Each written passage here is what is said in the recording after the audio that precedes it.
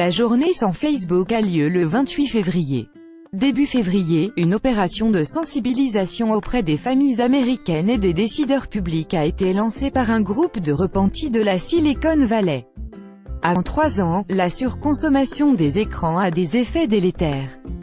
La technologie l'esprit des gens, critique Tristan Harris, l'ancien philosophe produit de Google. Dieu seul sait ce que Facebook est en train de faire au cerveau de nos enfants, lâche Sean Parker, l'ancien président de la firme de Mark Zuckerberg.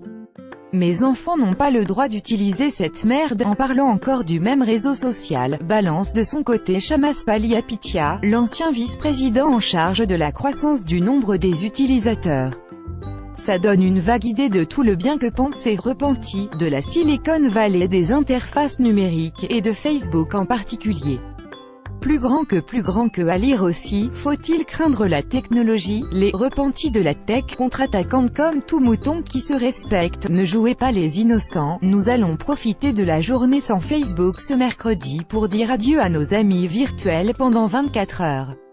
Selon une étude OpinionWay Moi Jeune astérisque, 54% des jeunes ont déjà pensé à fermer leur compte, l'occasion de mettre cette menace à. Et si vous ressentez des palpitations cardiaques à l'idée d'échanger un like contre un tête-à-tête dans le troquet du coin de la rue, posez-vous les bonnes questions. En attendant de vous faire admettre en cure de désintox, analysons les risques réels que représente la tech pour votre santé physique et celle de votre esprit. Retard psychomoteur, troubles du sommeil. Les bébés et les jeunes enfants sont les premières victimes du monstre numérique. On sait, grâce à l'étude de Linda Pagani, professeure à l'école de psychoéducation de l'Université de Montréal, que la surconsommation de la télévision pour les tout-petits, avant 3 ans, n'est pas recommandée. Le mot est faible, et, spoiler alerte, tous les autres écrans ont à peu près les mêmes effets négatifs pour leur cerveau.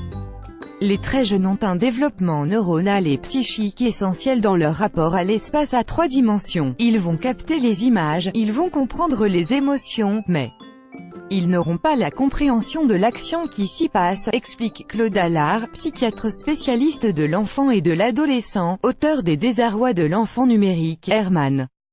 Plus grand que à lire aussi, écran et troubles autistiques chez les enfants, quels sont les vrais risques? Avant l'âge de 3 ans, les outils numériques ne présentent aucun avantage.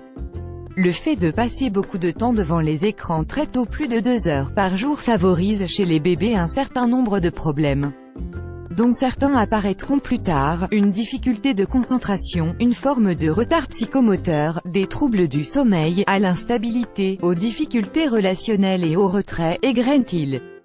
Avant même de se poser la question de l'addiction, il y a d'abord un énorme problème sociétal, confirme le psychiatre et docteur en psychologie Serge Tisseron, auteur de 3 au 6, 9, 12, Apprivoiser les écrans et grandir.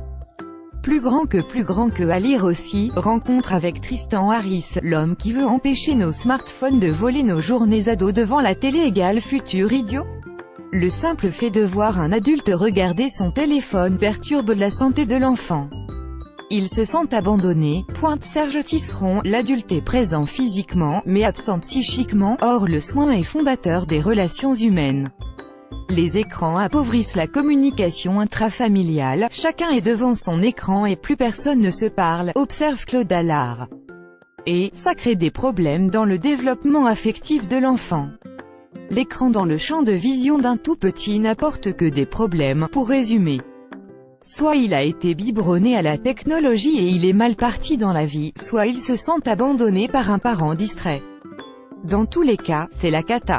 Plus grand que à lire aussi, il faut associer l'usage des écrans chez les enfants à une durée, et quand un jeune adulte scrolle pendant des heures son fil d'actualité sur Facebook, que risque-t-il? L'adolescence, c'est l'art de perdre son temps, rappelle Serge Tisseron.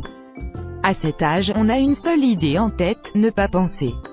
Cela passe par des moyens variés, la télévision, les jeux vidéo, Facebook, sourit le spécialiste des écrans. Les réseaux sociaux sont-ils plus toxiques que le flipper? A priori, non. Jusqu'à présent, aucune étude scientifique n'a montré que des consommateurs de jeux vidéo ou d'internet à l'adolescence devenaient idiots. L'enquête Media in Life de Médiamétrie, focalisée sur les millénials, montre même que les digital natives qui ont grandi avec le mobile ont une vie sociale plus riche. Rien ne prouve qu'adultes, ils fassent un usage pathologique des réseaux sociaux, reprend Serge Tisseron qui met en garde contre l'usage galvaudé du terme « addiction ». Accro aux écrans, une de Junkies, avec les écrans, il n'y a pas de risque de rechute ni de période de sevrage. Si vous n'avez pas de 4G en vacances, vous serez irrité une dizaine de minutes, mais vous allez vous en remettre, insiste le psychiatre.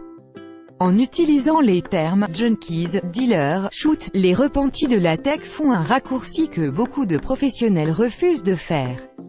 Et, si les réseaux sociaux donnent une dose de dopamine, grâce à un système de récompense bien pensé, like, commentaires, c'est le cas de toute notre économie.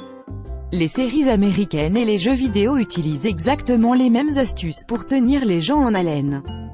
Si on dénonce le principe de la dopamine, il faut dénoncer le système sur lequel l'économie repose, tempère Serge Tisseron qui est moins préoccupé par la relation des adolescents avec les écrans que par le pillage des données personnelles des acteurs de la technologie. Espérons que les modèles éthiques de Mastodon et du tout jeune Vero finissent par imposer une alternative plus respectueuse de la vie privée et des données personnelles, mais on y est.